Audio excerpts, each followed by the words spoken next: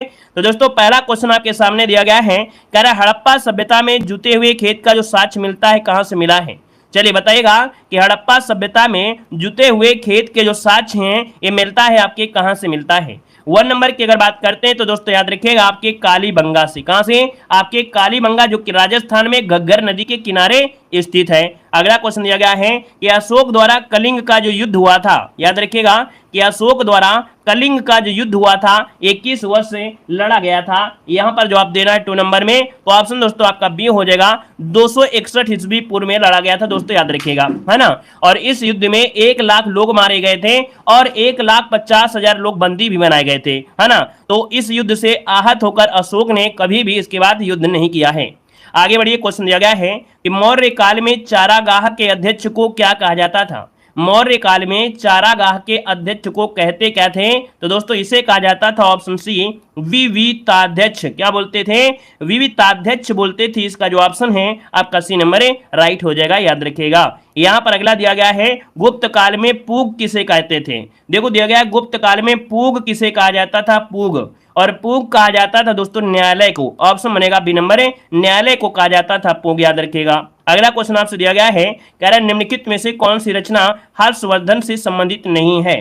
हर्षवर्धन से संबंधित नहीं है दोस्तों, देखिए हर्षवर्धन की नागानंद है, यहाँ पर प्रियदर्शिका है, रत्नावली है, लेकिन दोस्तों जो दिया गया है काव्य दर्शन, ये काव्य दर्शन दोस्तों याद रखिएगा ये अलंकार शास्त्र 4 दंडी की है, याद रखिए। यहाँ पर ऑप्शन डी इसका राइट हो जाएगा।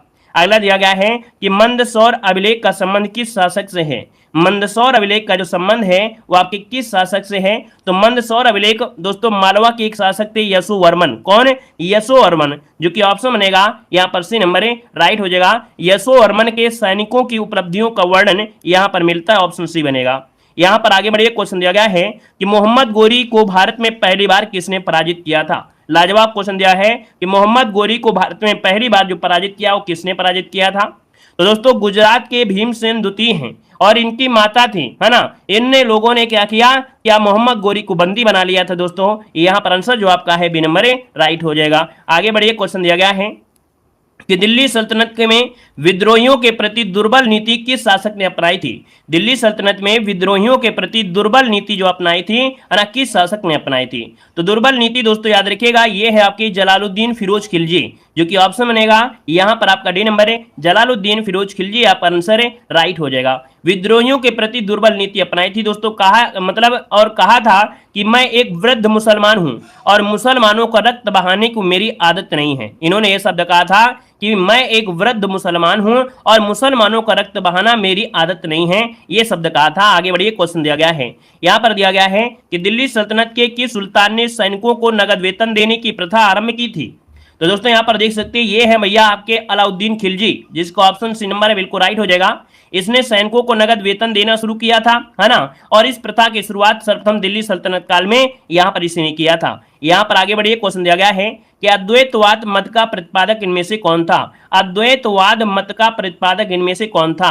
तो अद्वैतवाद में दोस्तों कौन थे, ये थे दोस्तों याद रखिए जो आपके शंकराचार्य। कौन है? शंकराचार्य दोस्तों, यहाँ पर आंसर है राइट हो जाएगा। इन्होंने ब्रह्मा और जीव की पूर्ण एकता को स्वीकार किया है दोस्तों, याद रखिएगा। यहाँ पर जो आपके रामानुजाचार्य हैं विशिष्टवाद के थे और निम्बकाचार्य थे आपके किसमें, तो यहां पर दोस्तों निम्बकाचार्य किसके थे बताइएगा। निम्बकाचार्य जो प्रतिपादक थे किसके, द्वैतवाद प्रतिपादक आपके निम्बकाचार्य थे। आगे बढ़िए, क्वेश्चन दिया गया है निम्नलिखित में से किस मुसलमान ने न्याय की प्रसिद्ध जंजीर लगवाई थी।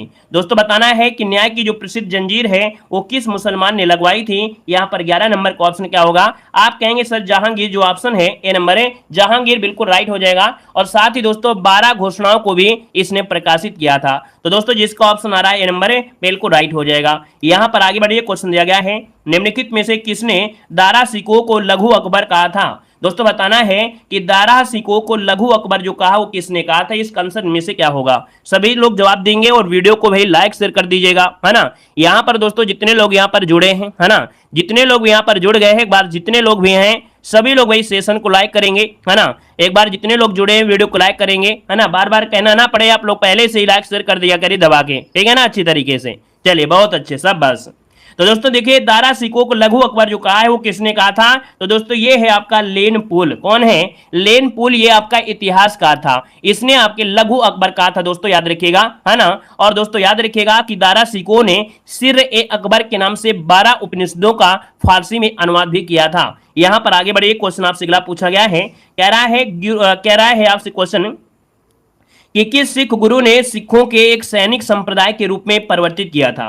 दोस्तों याद रखिए पहले जो सिख थे बहुत सीधे साधे थे, लेकिन बाद में क्या हुआ, एक घटना घटी थी, जिसके बाद क्या हुआ, गुरु गोविंद सिंह ने यहां पर सैनिक को, मतलब कह सकते हैं कि सिखों को एक सैनिक संप्रदाय में बदल डाला। यहां पर जो आपका आंसर है वो आपका सी नंबर है, गुरु हरगोविंद, इसका आंसर है राइट हो जाएगा, जो कि आपके 6वें गुरु आपके थे दोस्तों, याद रखिएगा। यहां पर दोस्तों आगे बढ़िए, क्वेश्चन दिया गया है कि विजयनगर के किस शासक के काल में अब्दुल रज्जाक के विजयनगर की यात्रा की थी? तो दोस्तों विजयनगर, है ना, कह रहा है विजयनगर के किस शासक के काल में अब्दुल रज्जाक ने विजयनगर की यात्रा की थी? तो दोस्तों याद रखिएगा ये समय थे देवराय द्वितीय। कौन है?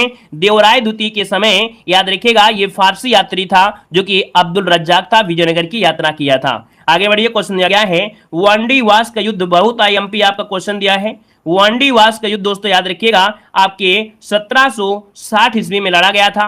कब?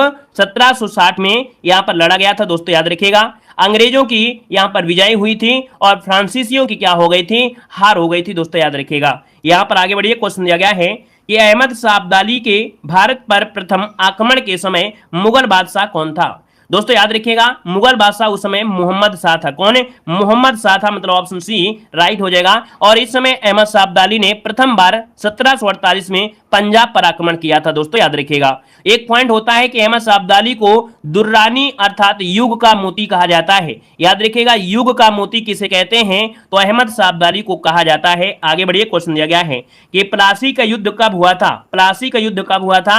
आप कहेंगे सर 23 जून 1757, मतलब ऑप्शन यहां पर बी नंबर है राइट हो जाएगा दोस्तों, याद रखिएगा, ठीक है ना।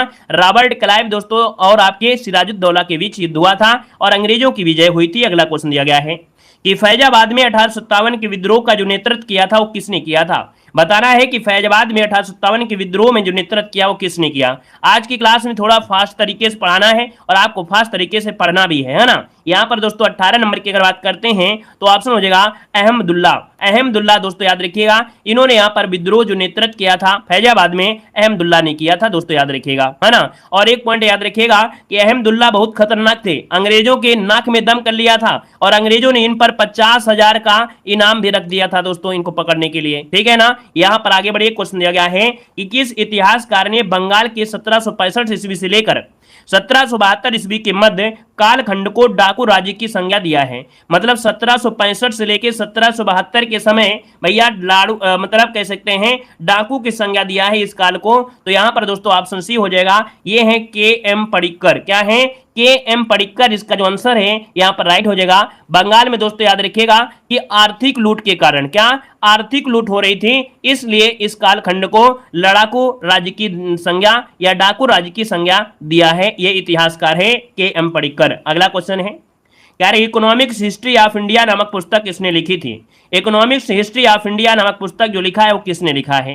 तो दोस्तों ये है आपके रमेश चंद्र दत्त। कौन है? रमेश चंद्र दत्त, इसका जो ऑप्शन है आपका बी हो जाएगा। और दोस्तों इस पुस्तक में इन्होंने धन निष्कासन सिद्धांत पर जोर दिया है। किस पर? इन्होंने इस पुस्तक पर धन निष्कासन सिद्धांत पर बल दिया है। आगे बढ़िए, क्वेश्चन दिया गया है, कह रहा है कि किस अधिनियम के माध्यम से भारतीयों की शिक्षा पर 1 लाख रुपए खर्च करने का प्रावधान किया गया था? दोस्तों ऑप्शन में से क्या होगा? आप कहेंगे 1 लाख रुपए, है ना, शिक्षा पर खर्च करने के लिए ये एक अधिनियम आया था जो कि 1813 का अधिनियम था। यहाँ पर आंसर जो आपका बनेगा बी नंबर है राइट हो जाएगा दोस्तों, याद रखिएगा, ठीक है ना। और दोस्तों ईसाई मिशनरियों को भारत में धर्म प्रचार की अनुमति भी जो मिली थी वो 1813 ईस्वी में मिली थी। आगे बढ़िए, क्वेश्चन दिया गया है कि आत्मीय सभा का गठन किसके द्वारा किया गया था? बताना है आत्मीय सभा का गठन किसके द्वारा किया गया था, यहाँ पर जवाब देना है। सबको भैया राधे राधे, सबको जय हिंद, सभी को राधे राधे।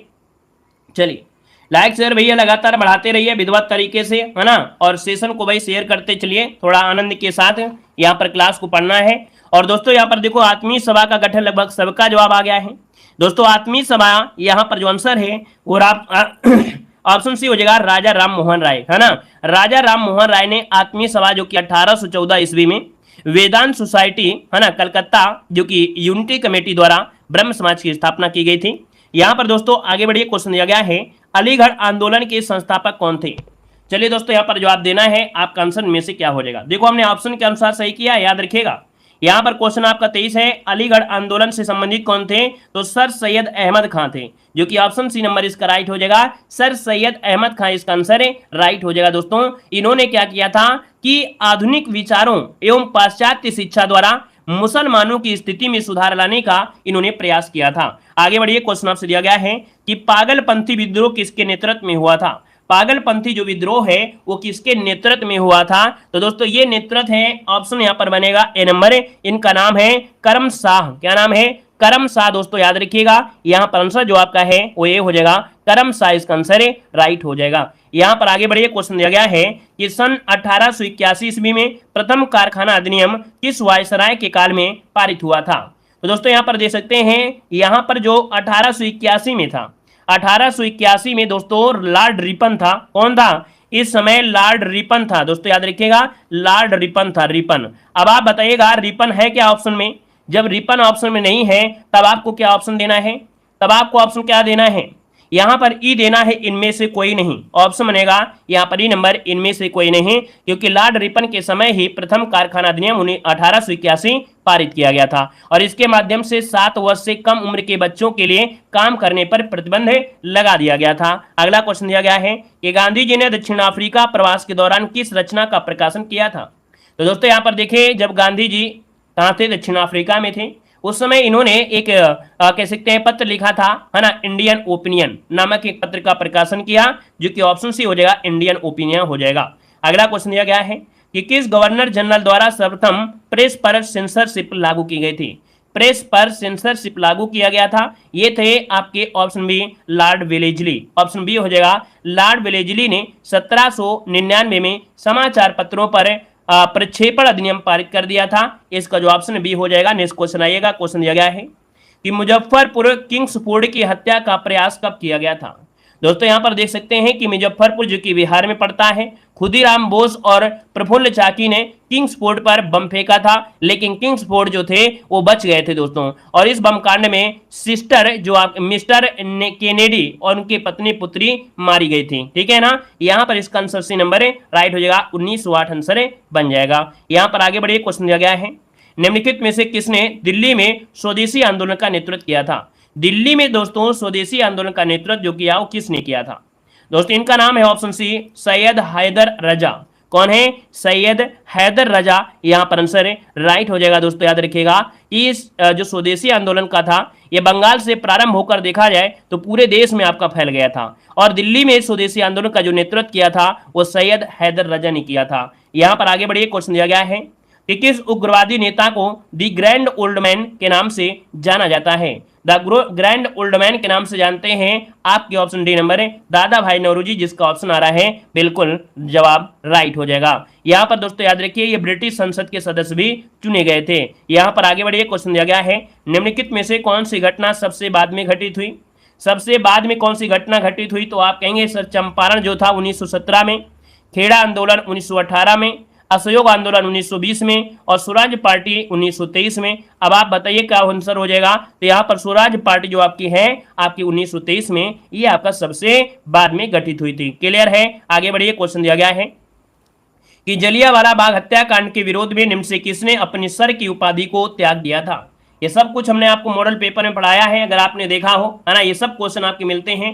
यहां पर दोस्तों हमने बताया है कि इस क्लास का लेवल थोड़ा सा बड़ा हो सकता है, लेकिन क्वेश्चन आपको जरूर यहां से मिल जाएंगे जो हम आपको पढ़ाते हैं, है ना। बस यहां पर थोड़ा सा क्वेश्चन क्या होगा, दमदार के होंगे। दोस्तों यहां पर दिया गया है सर की उपाधि जो अपने लौटाया था। दोस्तों यहां पर आंसर क्या हो जाएगा, 32 नंबर में। दोस्तों 32 को ऑप्शन डी हो जाएगा। ये है आपके रविन्द्रनाथ टैगोर, जिसको ऑप्शन आया है बिल्कुल जवाब यहां पर राइट हो जाएगा। यहां पर आगे बढ़िए, क्वेश्चन दिया गया है कह रहा है महात्मा गांधी द्वारा चलाया गया प्रथम जन आंदोलन इनमें से कौन था। प्रथम जन आंदोलन, ये जो प्रथम जन आंदोलन था दोस्तों याद से ये है आपका असहयोग आंदोलन बताना है। ठीक है, चंपारण मत लगाइएगा, आपको लगाना है असहयोग आंदोलन, क्योंकि यहाँ पर जन आंदोलन दिया है। ये 1920 में चलाया गया था दोस्तों, याद रखिएगा। ठीक है ना, क्लियर है, आगे बढ़िएगा। निम्नलिखित में से किसके सुझाव पर भारतीयों को साइमन कमीशन से बाहर रखा गया था। दोस्तों साइमन कमीशन से भारतीयों को बाहर रखा गया था। ये दोस्तों किसका सुझाव था, और ये सुझाव था दोस्तों याद रखिए लॉर्ड इरविन का। किसका? लॉर्ड इरविन, जो कि ऑप्शन बनेगा यहां पर आपका सी नंबर राइट हो जाएगा दोस्तों। साइमन कमीशन जो आपका प्रकाशन है ना, ये वर्ष आपके 1928 में भारत आया था। और इसके बाद आगे बढ़िए, क्वेश्चन दिया गया है कि द्वितीय विश्व युद्ध कब शुरू हुआ था।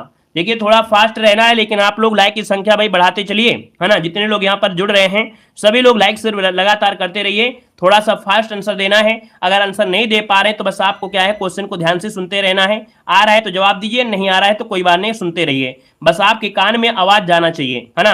क्वेश्चन पढ़ेंगे और आपके आंसर दिमाग में छपना चाहिए। दोस्तों द्वितीय विश्व युद्ध कब शुरू हुआ था? दोस्तों आपका आंसर क्या होगा? तो आप कहेंगे सर 1939 में। कब? 1939, 1 सितंबर 1939 में जर्मनी के पोलैंड पर आक्रमण के साथ ही यह प्रारंभ हो गया था। यहां पर आगे बढ़िए, क्वेश्चन दिया गया है निम्न में से कौन सा सुमेलित नहीं है? कौन सा सुमेलित नहीं है 36 नंबर में? पहला पॉइंट आपसे कह रहा है लॉर्ड रिपन, है ना। फिर दिया है कम्युनल अवार्ड। कम्युनल अवार्ड जो कि आपका 1932 में ये लॉर्ड रिपन दिया गया है। दोस्तों याद रखिएगा उस समय आपके कौन थे? उस समय थे लॉर्ड विलिंगटन। कौन थे? लॉर्ड विलिंगटन, याद रखिएगा विलिंगटन, विलिंगटन, ये थे विलिंगटन थे दोस्तों, जो कि कम्युनल अवार्ड 1932 पारित किया गया था। ठीक है ना, मतलब पहला पॉइंट तो आपका गलत हो गया है। लिन लिथगो जो आपके अगस्त प्रस्ताव के समय थे, डलहौजी आपके व्यापक सिद्धांत से जुड़े हैं, जेम्स फोर्ड आपके द्वैत शासन से जुड़े हैं। इसका मतलब पहला पॉइंट आपका सही नहीं था। आगे बढ़िए, क्वेश्चन दिया गया है कि झंडा गीत निम्नलिखित में से किसके द्वारा लिखा गया था? 37 नंबर ऑप्शन लॉक किया जाए। झंडा गीत किसके द्वारा लिखा गया था? तो इसका मतलब 4-5 लोगों तो लिखा नहीं होगा, लिखा था किसने? विजयी विश्व तिरंगा प्यारा। हमने पढ़ाया भी आपको कि झंडा गीत क्या है, आप कहेंगे झंडा गीत है विजयी विश्व तिरंगा प्यारा। और श्यामलाल पार्षद, क्या? श्यामलाल पार्षद ने यहाँ पर लिखा था। और ऑप्शन में नहीं दिख रहा है तो ऑप्शन एक जरूर दिख रहा है, इनमें से कोई नहीं। याद रखिएगा कि विजयी विश्व तिरंगा जो झंडा गीत है वो आपके श्यामलाल पार्षद ने लिखा था दोस्तों। श्यामलाल प्रसाद कर दीजिए, कोई दिक्कत नहीं है। आगे बढ़िए, क्वेश्चन दिया गया है, कह रहा है निम्नलिखित में से कौन सी कोविड-19 वैक्सीन डीएनए आधारित वैक्सीन है? चलिए जवाब देना है, आंसर इनमें से क्या होगा? तो डीएनए आधारित वैक्सीन दोस्तों इनमें से जो आपका है ए नंबर है, ये है जायकोव डी। क्या है? जायकोव डी जो ऑप्शन है यहाँ पर राइट हो जाएगा। यहाँ पर आगे बढ़िए, क्वेश्चन दिया गया है कि कौन सा संगठन ऑपरेशन ग्रीन को कार्यान्वित करता है? दोस्तों ऑपरेशन ग्रीन को कार्यान्वित करता है ये होता है आपका, जो कि आपका नेफेड, जो कि ऑप्शन है आपका ए नंबर राइट हो जाएगा। इसके तहत ही दोस्तों ऑपरेशन ग्रीन योजना खाद्य प्रसंस्करण उद्योग मंत्रालय की आपकी है दोस्तों, याद रखिए। इस ऑपरेशन में टमाटर, प्याज, आलू के अतिरिक्त जल्दी जो नष्ट होने वाले होते हैं 22 उत्पाद, उनको भी कृषि उत्पादों में शामिल किया गया है। यहाँ पर आगे बढ़िए, क्वेश्चन दिया गया है कि आर्थिक सर्वेक्षण किसके द्वारा प्रकाशित होता है? आर्थिक सर्वेक्षण जो होता है ये किसके द्वारा प्रकाशित होता है? याद रखिएगा ये है आपका वित्त मंत्रालय, जिसको ऑप्शन है नंबर राइट हो जाएगा वित्त मंत्रालय। और याद रखिएगा भारत का जो वित्त मंत्रालय है ये केंद्रीय बजट पेश होने से पहले आर्थिक सर्वेक्षण प्रस्तुत कर देता है। कब? जब आपका केंद्रीय बजट पेश होता है उससे पहले ही आर्थिक सर्वेक्षण प्रस्तुत करता है। यहाँ पर दिया गया अगला पॉइंट कह रहा है सर्व शिक्षा अभियान का उद्देश्य किस आयु के बच्चों में शिक्षा को प्रोत्साहित करना था? 41 नंबर का ऑप्शन क्या बनेगा? तो आप कहेंगे सर 41 का ऑप्शन बी हो जाएगा। 6 से 14 वर्ष की उम्र के बच्चों को, जो कि फ्री शिक्षा आपका है, यह अभियान जो शुरू किया गया था 2001 में शुरू किया गया था, है ना। और यहाँ पर जो आंसर है वो बी हो जाएगा। नेक्स्ट क्वेश्चन को आइएगा। क्वेश्चन दिया गया है वह उद्योग जो खनिजों का उद्योग कच्चे माल के तौर पर करते हैं क्या कहलाते हैं? चलिए, वह उद्योग जो खनिजों का उपयोग कच्चे माल के तौर पर करते हैं क्या कहलाते हैं? तो दोस्तों ऑप्शन डी हो जाएगा खनिज आधारित उद्योग। इन्हें क्या बोलते हैं? खनिज आधारित उद्योग कहा जाता है, याद रखिएगा। यहां पर आगे बढ़िए, क्वेश्चन दिया गया है निम्नलिखित में से कंद फसलों में से किसे गरीब का मित्र कहा जाता है?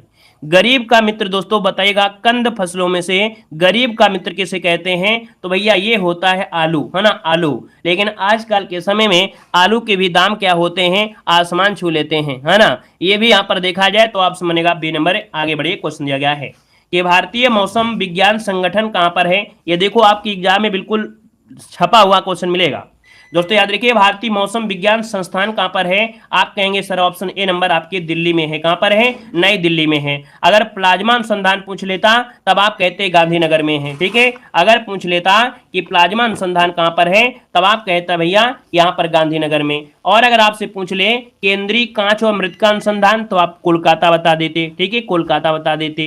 केंद्रीय वन अनुसंधान पूछ लेता तो आप देहरादून बता देते, ठीक है। आगे बढ़िए, क्वेश्चन दिया गया है कह रहा है दक्षिण एशियाई क्षेत्रीय सहयोग संघ अर्थात सार्क का स्थापना कब हुआ था। और ये क्वेश्चन आपको आना ही आना है, हर बार पूछा जाता है यहां से क्वेश्चन। तो दोस्तों सार्क की जो स्थापना हुई थी ये हुई थी 1985 में। ऑप्शन सी हो जाएगा 1985 में। इसमें से दोस्तों पूछेंगे कि इसका मुख्यालय कहां पर है, तो मुख्यालय है आपके काठमांडू में। और इसमें से जो सदस्य हैं वो भारत के पड़ोसी देश हैं और आपको उसमें भारत है, लेकिन दो देश आपके म्यांमार और चाइना इसका सदस्य नहीं है दोस्तों, और बाकी सभी आपके हैं जो पड़ोसी हैं। ठीक है, आगे बढ़िएगा। कह रहे हैं निम्न में से कौन सा सही सुमेलित नहीं है, कौन सा सही सुमेलित नहीं है, 46 नंबर में देना है जवाब, आपका आंसर है। दोस्तों पहला पॉइंट कह रहा है मैक मोहर रेखा भारत और चीन के बीच में है। मेन रहीम आपकी रूस और फिनलैंड के बीच आपकी है। मैग्नी का जो आपका हिंडनबर्ग रेखा है, हिंडनबर्ग रेखा है ये आपकी जर्मनी और पोलैंड के बीच है। यहां तक तो बिल्कुल सही जा रहा है। यहां पर दोस्तों दिया गया मैग्नी कार्ट रेखा जो दिया गया है फ्रांस और स्पेन दिया गया है। मैगी कार्ट जो रेखा है जर्मनी और फ्रांस आपका होना चाहिए, यहाँ पर फ्रांस स्पेन गलत दिया है। ये जो आपकी रेखा है वो जर्मनी और आपकी किसके बीच, आपके फ्रांस के बीच ये रेखा आपकी है दोस्तों, याद रखिएगा। इस कारण से गलती हो गई, ऑप्शन डी नंबर क्या वो याद रखिएगा। डूरंड रेखा तो आप जानते हैं पाकिस्तान और अफगानिस्तान। हिंडनबर्ग रेखा आप जानते हैं जर्मनी और पोलैंड। ठीक है ना, आगे बढ़िए। क्वेश्चन दिया गया है कि इंदिरा गांधी परमाणु अनुसंधान संस्थान केंद्र जो स्थित है ये आपके कहां पर है, बताना है। इंदिरा गांधी परमाणु अनुसंधान केंद्र कहां पर है, 47 नंबर। लॉक किया जाए, फटाफट जवाब देना है। इंदिरा गांधी परमाणु अनुसंधान केंद्र आपके तमिलनाडु में है। कहां पर है, आपके तमिलनाडु में। लेकिन ऑप्शन में तमिलनाडु नहीं है, तब आप क्या जवाब देंगे, इनमें से कोई नहीं। और आंसर लिखेंगे क्या, आंसर लिखेंगे तमिलनाडु। क्या लिखेंगे, आपके तमिलनाडु में ये है आपका इंदिरा गांधी परमाणु अनुसंधान है। स्थापना जो हुई थी 1971 में की गई थी दोस्तों। यहां पर आगे बढ़िए, क्वेश्चन दिया गया है कि अंडमान और निकोबार द्वीप समूह के कितने द्वीपों का नाम परमवीर चक्र विजेताओं के नाम पर रखा गया है। तो दोस्तों याद रखिएगा कि नेताजी सुभाष चंद्र बोस की जयंती पर जो कि 23 जनवरी को किया गया था 2023 को, प्रधानमंत्री नरेंद्र मोदी के द्वारा किया गया था। और भारत के सबसे बड़े सैन्य अलंकृत परमवीर चक्र से 21 विजेताओं के नाम पर यहाँ पर अंडमान निकोबार द्वीप समूह के 21 अज्ञात द्वीपों का नामकरण किया गया है। तो दोस्तों ऑप्शन क्या बनेगा, डी नंबर राइट हो जाएगा। आगे बढ़िए, क्वेश्चन दिया गया है कि दुनिया की पहली तरल हाइड्रोजन संचालित नौका का नाम बताना है। आईएमपी क्वेश्चन है, ये आईएमपी क्वेश्चन है, बिल्कुल याद रखिएगा। याद रखिए यहां पर दोस्तों आपका 49 का ऑप्शन बनेगा। ये है दोस्तों आपका एमएफ हाइड्रा। क्या है, एमएफ हाइड्रा, जो कि नॉर्वेजियन कंपनी है। कहां पर, नॉर्वेजियन कंपनी है, नॉर्वे की कंपनी है। और इसने तरल हाइड्रोजन पर चलाने वाली दुनिया की पहली फेरी एमएफ हाइड्रा को सफलतापूर्वक लॉन्च किया है दोस्तों। यहां पर आगे बढ़िए, क्वेश्चन दिया गया है, कह रहा है भारतीय अंतरिक्ष अनुसंधान संगठन ने अपने 12 वर्ष पुराने उपग्रह मेगा टॉपिक्स को किस महासागर में गिराया है। तो दोस्तों देखिए ये आपका आंसर क्या होगा, तो आप कहेंगे सर ऑप्शन बनेगा ए नंबर है, ये आपके प्रशांत महासागर, जो कि ऑप्शन ए नंबर है राइट हो जाएगा। नेक्स्ट क्वेश्चन को आते हैं। क्वेश्चन दिया गया है, कराब से सितवनी राबो को किस देश के नए प्रधानमंत्री बने हैं। वीडियो को लाइक शेयर जरूर करिएगा दोस्तों, जितने लोग यहाँ पर जुड़े हैं, है ना, सभी लोग सेशन को लाइक करेंगे और शेयर भी जरूर करिएगा, है ना, दोस्तों को शेयर भी करिएगा फटाफट जितने लोग जुड़े हैं। और अभी तक लाइक नहीं किए हैं तो लाइक की संख्या भी बराबर बढ़ाते चलिए लगातार, और जवाब भी देते चलिएगा। कह रहे हैं सितवनी राबो किस देश के नए प्रधानमंत्री बने हैं। 51 की अगर बात करते हैं दोस्तों, ऑप्शन सी हो जाएगा फिजी के। कहां के हैं, ये आपके फिजी के हैं दोस्तों, याद रखिएगा। नया प्रधानमंत्री चुना गया है। यहां पर आगे बढ़िए, क्वेश्चन दिया गया है, ऑस्ट्रेलियन ओपन 2023 के विजेता आपके कौन हैं। ऑस्ट्रेलियन ओपन 2023 के भैया बहुत ही जाने माने, ये पहचाने हैं नोवाक जोकोविच, जो कि ऑप्शन बनेगा यहाँ पर सी नंबर है राइट हो जाएगा दोस्तों, याद रखिएगा। उप विजेता जो आपके थे वो यूनान के थे, स्टाफेनोस आपके थे, जिनको हराकर ये आपके जीते हैं। अगला क्वेश्चन देखिए, कितना लाजवाब क्वेश्चन दिया गया है। इस सीरीज आपको जो आपकी है ना, आपको अपने लक्ष्य तक ले जाएगी। इस सीरीज को बस आपको देखते रहना, आपको ये आपके लक्ष्य तक जरूर ले जाएगी। हाल ही में किस भारतीय संस्थान ने कृत्रिम हृदय तैयार करने में सफलता हासिल किया है।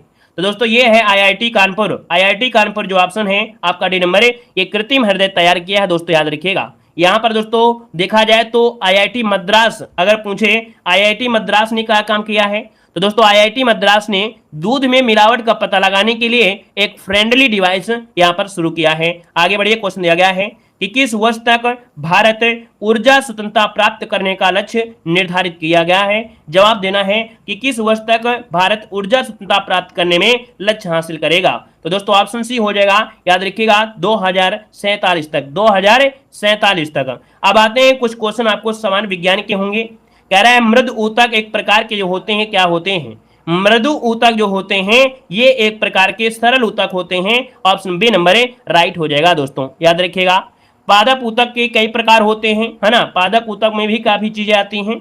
यहां पर दोस्तों अगला क्वेश्चन दिया गया है कि निम्न विचारों पर, निम्न कथनों पर विचार करना है। तो दोस्तों यहां पर देखते हैं, विचार करते हैं, क्या आंसर सही है। कह रहा है कवक में क्लोरोफिल का अभाव होता है। बिल्कुल सही बात कह रहा है कि कवक में क्लोरोफिल का अभाव होता है। फिर आपसे दिया गया है कि मशरूम बायोफाइट्स के अंतर्गत आते हैं। दोस्तों मशरूम जो आपके बायोफाइट्स में ये नहीं आते हैं दोस्तों, याद रखिएगा, है ना, याद रखिएगा। मशरूम जो होते हैं ये फंजाई जगत का पौधा है। क्या? फंजाई जगत का पौधा है। तो हम तो यहां से इसे अलग कर देंगे। शैवाल संवहनी पौधा है। क्या दिया है? शैवाल संवहनी है। तो दोस्तों संवहनी नहीं है, फर्न जो होता है, फर्न वो होता है, संवहनी पौधा होता है, अर्थात ये गलत है। थैलोफाइटा वर्ग के पौधों का शरीर, है ना, पौधों का शरीर जड़, तना, पत्तियों से विच्छेदित नहीं रहता है। यहां पर आपका डी वाला हो जाएगा, अर्थात 1 और 4 इसका आंसर राइट हो जाएगा। और 1 और 4 कहां पर है? बी नंबर है। ठीक है, आगे बढ़े। क्वेश्चन दिया गया है, कह रहा है संक्रमित पेयजल से फैलने वाला रोग कौन सा है? अगर आप दूषित जल पी लेते हैं तो आपको बताइएगा कौन सा यहां पर रोग हो सकता है। चलिए, मलेरिया मत लगाइए भाई, मलेरिया लगा देंगे तो मच्छर का क्या काम पड़ेगा। दोस्तों याद रखिएगा, यहां पर देखा जाए तो टाइफाइड हो जाता है, लेकिन ऑप्शन में टाइफाइड नहीं है। लेकिन एक चीज और भी है, ये आपका हेपेटाइटिस। हेपेटाइटिस एक संक्रामक रोग होता है ना, जो कि हेपेटाइटिस वायरस के द्वारा आपका फैलता है दोस्तों, याद रखिएगा। और इसका कारण होता है संक्रमित भोजन और पानी को ग्रहण करने से होता है। यहां पर दिया है दुधारू पशुओं का रोग एंथ्रेक्स क्या होता है। दुधारू पशुओं का रोग एंथ्रेक्स क्या होता है? तो आप कहेंगे यहां पर बैक्टीरिया से। किसे होता है? बैक्टीरिया से। याद रखिएगा कि जो दुधारू पशु होते हैं इनका रोग एंथ्रेक्स बैक्टीरिया से होता है। दुधारू पशुओं का जो शरीर होता है फूल जाता है, बुखार आ जाता है और दूध की क्या हो जाती है? कमी हो जाती है। यहां पर दिया है रसांकुर पाया जाता है। रसांकुर पाया जाता है दोस्तों, रसांकुर होता है किसमें? तो आपकी छोटी आंत में मिलता है। किसमें? ऑप्शन सी, छोटी आंत में होता है। मतलब आहार नाल का सबसे लंबा भाग जो होता है वो छोटी आंत होता है। और छोटी आंत के 3 भाग होते हैं, ग्रहणी होता है, जेजुनम होता है और इलियम होता है। और छोटी आंत के इलियम में ही रसांकुर पाए जाते हैं। हमने बताया था भोजन का सबसे ज्यादा जो स्वांगीकरण होता है वो छोटी आंत में होता है। यहां पर दिया गया है कि क्या दिया गया है? अवायवीय श्वसन कोशिका के किस भाग में होता है? कह रहा है अवायवीय श्वसन कोशिका के किस भाग में? तो दोस्तों ये होता है कोशिका के द्रव्य भाग में। कोशिका के द्रव्य भाग में होते हैं। संपूर्ण कोशिका श्वसन को 2 अवस्थाओं में विभाजित किया जाता है। एक होता है वायवीय श्वसन होता है और दूसरा होता है अवायवीय होता है दोस्तों, ठीक है ना। यहां पर दोस्तों आगे बढ़िएगा, कह रहा है जब फाइब्रिनोजन प्लाज्मा से अलग हो जाता है तो फाइब्रिनोजन रहित प्लाज्मा को क्या कहते हैं? आपके बॉडी में दोस्तों फाइब्रिनोजन होने से आपका रक्त जब क्या होता है? कटता है, तो उस समय क्या होता है? उसको पकड़ लेता है, अर्थात उसको जमा देता है, फाइब्रिनोजन प्लाज्मा। तो दोस्तों ये जब अलग होता है तो फाइब्रिनोजन रहित प्लाज्मा जो होता है उसे कहते क्या है? दोस्तों इसे कहा जाता है सीरम। क्या कहते हैं? सीरम कहा जाता है, सीरम। अभी आपने एक देखा था कि कोरोना के काल में दोस्तों क्या चढ़ रहा था? उस समय प्लाज्मा नहीं, सीरम ही चढ़ता था। मतलब आपकी बॉडी से जो ब्लड होता है उसमें से जो सफेद वाला भाग होता है वही सीरम होगा। और वो सीरम का ही प्रयोग होता था जो कि बॉडी की एनर्जी के रूप में डोज के हिसाब से दे रहे थे। यहां पर दिया गया है, कह रहा है एस्ट्रोजन स्रावित होता है। दोस्तों साइंस की क्लास में हमने आपको बताया था कि जो एस्ट्रोजन होता है ये स्त्री हार्मोन्स होता है ना। और दोस्तों याद रखिएगा यहां पर 62 नंबर की अगर बात करते हैं तो दोस्तों आपका आंसर क्या होगा? यहां पर भैया ऑप्शन आपका ये हो जाएगा, इनमें से कोई नहीं। क्योंकि भैया ये अंडाशय से आता है। क्या? अंडाशय से। क्यों? क्योंकि भैया ये मादा हार्मोन्स होता है और यह हार्मोन्स मादा लैंगिक अंगों का विकास करता है, मादा लक्षणों का विकास करता है, मासिक चक्र का नियंत्रण करता है, गर्भ अनुकरण में सहायक होता है। तो यहां पर दोस्तों ऑप्शन जो आपका ई है इनमें से कोई नहीं आपका हो जाएगा, क्योंकि ये महिला से रिलेटेड आपका हार्मोन्स है। यहां पर दिया है कि नर युग्म तथा मादा युग्म के संयोग से क्या बनता है? दोस्तों याद रखिए कि नर युग्म और मादा युग्म के संयोग से जो बनता है वो क्या बनता है? शुक्राणु होता है, अंडाणु होता है, जाइगोट होता है या बीजांडु होता है। यहां पर जवाब देना है, आपका आंसर में से राइट क्या हो जाएगा? फटाफट जवाब देना है, आंसर क्या बनेगा। चलिए तो दोस्तों 63 की अगर आप लोग जवाब देंगे बी नंबर है तो आप बताइएगा नर युग्म और मादा युग्म में अंतर तो है ही है, आप जानते हैं। इतना तो जानते हैं, नर युग्म और मादा युग्म। अगर अंडाणु की बात करें तो अंडाणु तो आपके मादा युग्म में होते हैं, शुक्राणु होते हैं नर युग्म में। तो हम लोग भैया ना तो शुक्राणु लगा सकते हैं ना ही तो आपका अंडाणु लगा सकते हैं। यहां पर आंसर जो आपका बनेगा कि इनके संयोग से होता है, इसे बोलते हैं जाइगोट। क्या बोलते हैं? इसे जाइगोट कहा जाता है दोस्तों, जाइगोट कहते हैं। ठीक है ना, क्लियर है? आगे बढ़िए, क्वेश्चन दिया गया है कि मूल भौतिक राशियों की संख्या कितनी होती है। आपने पढ़ा तो होगा ही होगा दोस्तों, बताना है मूल भौतिक राशियों की संख्या कितनी होती? 7 होती है दोस्तों, याद रखिए 7 होती है। लंबाई, द्रव्यमान, समय, है ना, ऐसी चीजें होती हैं। तो मूल राशियां 7 होती हैं जो कि स्वतंत्र होती हैं। अगला है कौन सी कथन असत्य दिया गया है। कौन सा कथन असत्य दिया गया है? तो दोस्तों यहां पर देखिए, कह रहे दूरी में केवल परिमाण होता है। भाई बताइएगा कि दूरी में क्या परिमाण होता है? तो दोस्तों वे भौतिक राशियां जिनमें परिमाण और दिशा दोनों होती है उसे सदिश राशि कहते हैं। बल, विस्थापन, है ना, तो विस्थापन की दर को वे कहते हैं। अर्थात दोस्तों देखा जाए तो यहाँ पर गलतियां तो कई पॉइंट आपके मिल रहे हैं, यहाँ पर इनमें से एक से अधिक गलती आपका हो जाएगा। यहाँ पर आगे बढ़िए, क्वेश्चन दिया गया है कि यदि किसी वस्तु में बल लगाने से उसमें कोई त्वरण उत्पन्न नहीं होता है तो बल क्या कहलाएगा। मतलब कोई वस्तु है, अगर उसमें कोई बल लगा देते हैं और कोई भी त्वरण नहीं होता है तो इसे कहा जाता है दोस्तों संतुलित बल कहते हैं। क्या कहते हैं? संतुलित कहते हैं, क्योंकि अपनी जगह से ही तो आपका हटा ही नहीं है। जब नहीं हटा है तो आप कहेंगे ये है आपका संतुलित बल। आगे बढ़िएगा कि यदि कोई वस्तु किसी, है ना, क्या, यदि कोई वस्तु किसी द्रव में से डूब जाती है तो निम्न में से कौन सा कथन सत्य हो जाएगा। यदि कोई वस्तु क्या हो गई, द्रव में डूब गई, और जब द्रव में डूब जाएगी तो याद रखिएगा कि वस्तु का भार उत्प्लवकता से अधिक होगा, तभी तो भागेगा, तभी तो भैया वो डूबेगी कि नहीं। वस्तु का जो भार था वो उत्पादन बल जो आपका लग रहा था उससे अधिक हो गया है, तभी वो डूब गई है। आगे बढ़िए, क्वेश्चन दिया गया है कि पूर्ण आंतरिक परावर्तन की घटना तब संभव होती है जब प्रकाश कहां जाता है। जब प्रकाश सघन से विरल माध्यम से जाता है। जब प्रकाश सघन से विरल माध्यम में जाएगा तभी पूर्ण आंतरिक परावर्तन की घटना संभव हो सकती है दोस्तों, याद रखिएगा। ठीक है ना, सघन से विरल मतलब पास पास से, जब यहाँ पर कह सकते हैं कि विरल माध्यम में मतलब दूर दूर माध्यम में जाती है। अगला दिया गया है कि श्वेत प्रकाश जब प्रिज्म से होकर गुजरता है तो वर्ण अर्थात रंग सबसे कम विचलित होता है, और सबसे कम विचलित होता है कौन? ये होता है लाल रंग। और सबसे ज्यादा विचलित होता है कौन? आपका बैंगनी रंग होता है। क्लियर है? आगे बढ़िए, क्वेश्चन दिया गया है कि चालक की लंबाई बढ़ाने पर प्रतिरोध में से क्या प्रभाव पड़ेगा। अगर चालक की लंबाई, है ना, क्या चालक की लंबाई बढ़ाने पर प्रतिरोध में क्या प्रभाव पड़ेगा, तो भैया आप कहेंगे कि यहां पर भैया उसका प्रतिरोध भी क्या होगा, बढ़ जाएगा। सिंपल सी बात है कि विद्युत धारा के लगातार प्रवाह में उत्पन्न रुकावट को प्रतिरोध कहते हैं, और चालक की लंबाई और प्रतिरोध में सरल संबंध होता है। चालक की लंबाई बढ़ाने पर प्रतिरोध का मान भी क्या हो जाएगा, बढ़ जाएगा। चालक की लंबाई घटाने पर प्रतिरोध का मान भी घट हो जाएगा, है ना। तो यहाँ पर जो आपका आंसर आ गया है वो ऑप्शन ए नंबर राइट हो जाएगा। नेक्स्ट क्वेश्चन को आते हैं। क्वेश्चन दिया गया है कि बायल और चार्ल्स के नियम को सम्मिलित रूप से क्या कहते हैं। भैया अगर बायल और चार्ल्स को अगर मिला देते हैं, अर्थात बायल्स और चार्ल्स के नियम को मिला दिया जाए तो बन जाता है गैस समीकरण। क्या बन जाता है? गैस समीकरण बनता है। अगला क्वेश्चन दिया गया है कि समुद्र के जल से नमक को किस विधि के द्वारा निकाला जाता है। समुद्र के जल से नमक को किस विधि के द्वारा निकालते हैं, तो क्या होता है कि क्यारियां बना देते हैं और छोटी छोटी क्यारियां बन जाती हैं। जो आपका पानी होता है धीरे धीरे वो वाष्पित हो जाता है, अर्थात यहाँ पर कह सकते हैं वाष्पीकरण। ऑप्शन आपका नंबर राइट हो जाएगा। आगे बढ़िए, क्वेश्चन दिया गया है, कह रहे एक्वा रेजिया में हाइड्रोक्लोरिक अम्ल तथा नाइट्रिक अम्ल का अनुपात कितना होता है। एक्वा रेजिया आपने सुना होगा दोस्तों, जो कि आपके दोस्तों देखा जाए तो एक्वा रेजिया में दोस्तों याद रखिएगा इसमें क्या होता है, सोना घुल जाता है।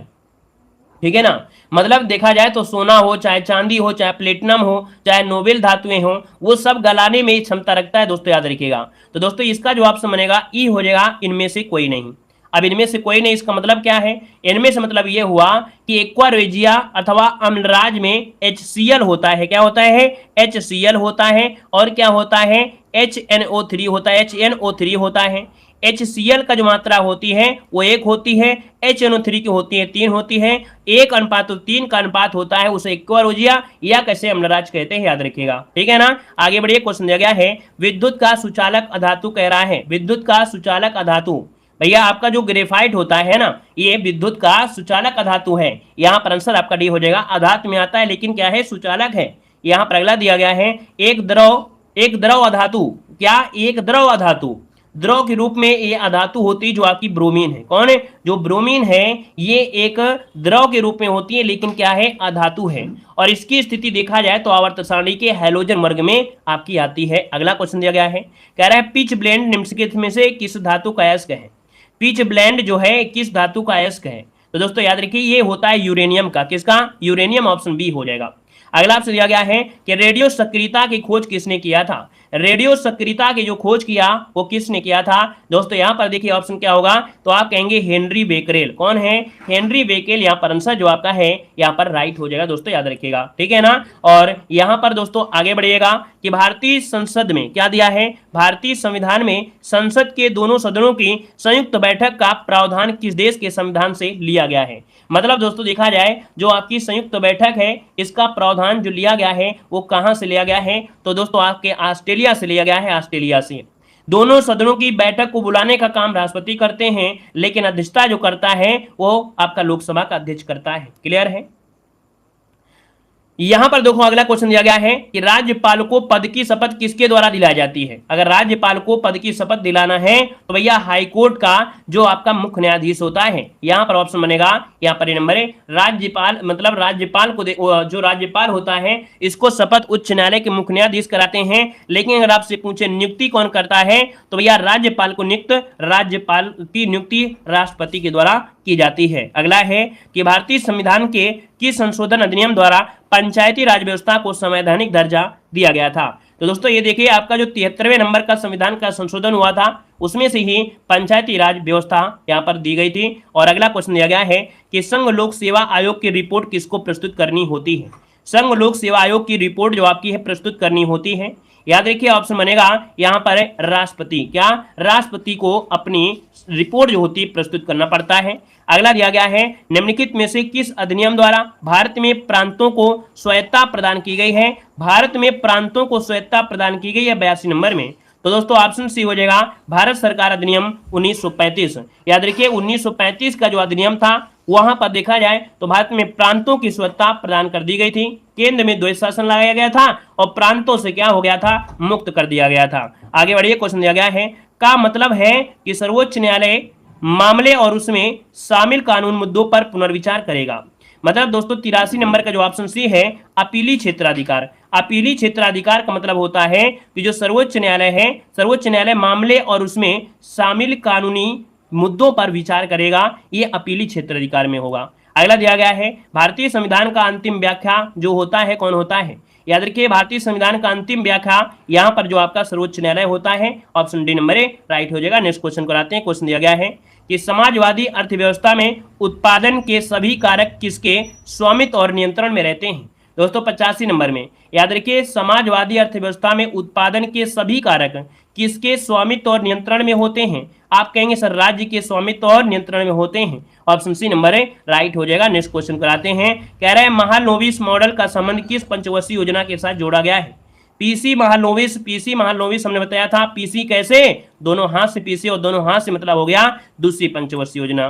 पहली पंचवर्षीय योजना हेरोल्ड मॉडल पर आधारित थी, है ना। तीसरी पंचवर्षीय योजना सुखम दुखम पर थी और चौथी जो आपकी थी वो गाडगिल मॉडल पर आपकी आधारित थी। यहां पर दिया गया अगला क्वेश्चन है कि जनसंख्या या जनगणना 2011 के अनुसार भारत में सर्वाधिक ग्रामीण जनसंख्या किस राज्य में है? भारत में सर्वाधिक ग्रामीण जनसंख्या, और भारत में सर्वाधिक ग्रामीण जनसंख्या दोस्तों देखा जाए तो आपके आंसर क्या होगा? हिमाचल प्रदेश में है। कहां पर? हिमाचल प्रदेश में है दोस्तों, हिमाचल प्रदेश है। तो इसका जो ऑप्शन दिया है इनमें से कोई नहीं, आपका आंसर हो जाएगा यहां पर दोस्तों ये नंबर इनमें से कोई नहीं, क्योंकि भैया 2011 के अनुसार सर्वाधिक ग्रामीण जनसंख्या हिमाचल प्रदेश में 90% है। आगे बढ़िए क्वेश्चन दिया गया है कि बिहार बजट 2023-24 के अनुसार बिहार का विकास दर कितना रहने का अनुमान आपका है? तो दोस्तों 15.24% आपका आंसर बी हो जाएगा। अगला दिया गया है कि प्रति हेक्टेयर उत्पादन की दृष्टि से सबसे अधिक चावल का उत्पादन किस राज्य में होता है? अगर दोस्तों देखा जाए कि प्रति हेक्टेयर के हिसाब से देखा जाए चावल का उत्पादन, तो ये जो होता है कहां पर है? याद रखिएगा आपके पंजाब में होता है। पश्चिम बंगाल मत लगाइएगा, आपको लगाना है पंजाब में। प्रति हिसाब से आपका गेहूं का उत्पादन भी आपके पंजाब में ही होता है प्रति हेक्टेयर के हिसाब से। दोस्तों याद रखिएगा पंजाब में उत्पादन बहुत होता है, बस जगह कम है इस वजह से। यहां पर दिया गया है अगला क्वेश्चन है कि सूची फर्स्ट को सूची सेकंड से क्या करना है, यहाँ पर सुमेलित करना है। जिम कार्बेट कहाँ मिलेगा, आपके उत्तराखंड में। कहाँ पर है, आपके उत्तराखंड में हो जाएगा। यहाँ पर दोस्तों आपका बांधवगढ़ आपका मध्य प्रदेश में मिलेगा, मध्य प्रदेश बांधवगढ़ हो जाएगा। दम्फा जो आपका है मिजोरम में है, ठीक है ना। और रणथंभौर जो आपका है वो आपके राजस्थान में है। इस प्रकार से आपका आंसर है यहाँ पर बन जाएगा 3 4 2 1 आपका आंसर है, राइट हो जाएगा, जो कि ऑप्शन सी है। अगला क्वेश्चन बताइएगा कि भारत में सर्वाधिक वर्षा निम्न से किन क्षेत्रों में होती है। भारत में सर्वाधिक वर्षा जो होती है वो पश्चिमी घाट में, हिमालयी क्षेत्र में और मेघालय में होती है। सिंपल सी बात, हमने आपको पढ़ाया था कि केरल से मानसून जाता है, मेघालय में भी बारिश करता है, क्योंकि यहाँ पर 3 पहाड़ियां मिल जाती हैं।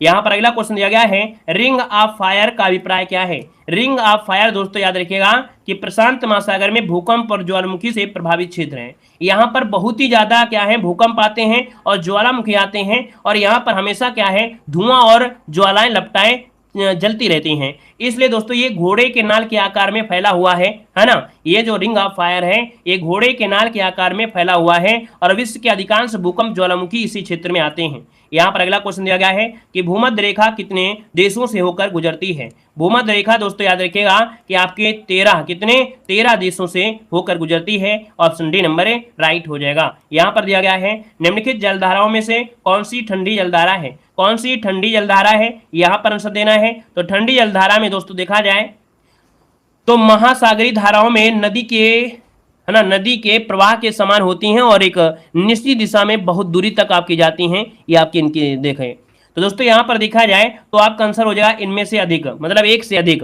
कुल मिला के देखा जाए तो भैया याद रखिएगा कि ठंडी जलधाराएं उच्च अक्षांशों से निम्न की ओर चलती हैं, और इन जलधाराओं का जो तापमान होता है मार्ग में आने वाले जल के तापमान से क्या होता है, कम होती है। ये ठंडी जलधाराएं हैं। जैसे कि दोस्तों आपका होता है कौन, यहाँ पर दोस्तों हम्बोल्ट धारा हो गई, पेरुवियन धारा हो गई, लेब्राडोर की धारा हो गई, कनारी धारा हो गई, फाकलैंड धारा हो गई, ग्रीनलैंड धारा हो गई, वेंगुला धारा हो गई। ये सब क्या है, ठंडी जलधारा। तो इसमें से काफी ऑप्शन मिल रहे हैं, है ना। तो इसलिए ऑप्शन ई हो जाएगा, नेक्स्ट क्वेश्चन है, निम्न में से कौन सा देश कैस्पियन सागर से सीमा नहीं बनाता है।